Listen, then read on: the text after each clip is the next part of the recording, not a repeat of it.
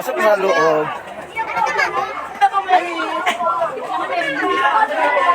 Sa loob na kami. Oh, lamig.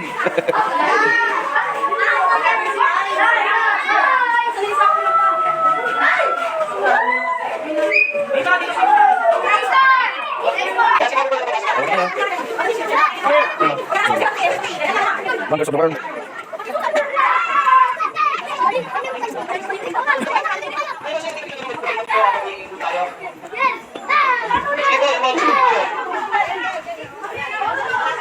Sir. Ito ang Petra.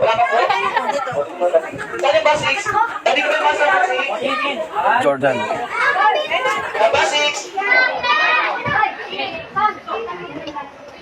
Pila na po.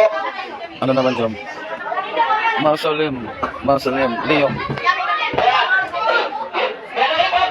Mausoleum at Halicarnassus.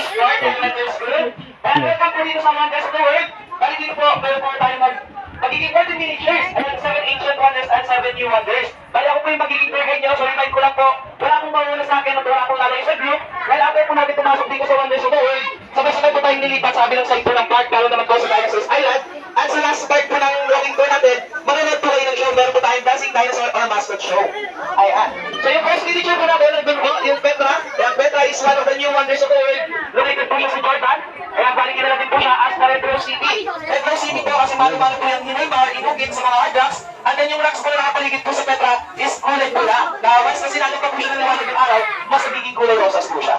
Kaya yung mga tapos na guys mag-picture mo po, then yung mga gusto pa po mag-picture po muna kayo. Huwag na unahan yung si ma'am. Ang ating tour guide.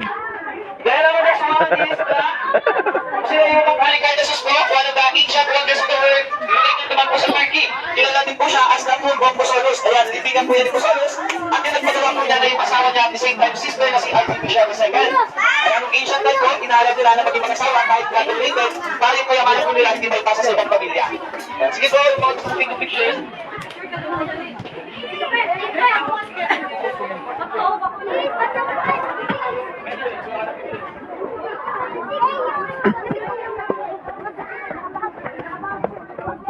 Wonders of the world.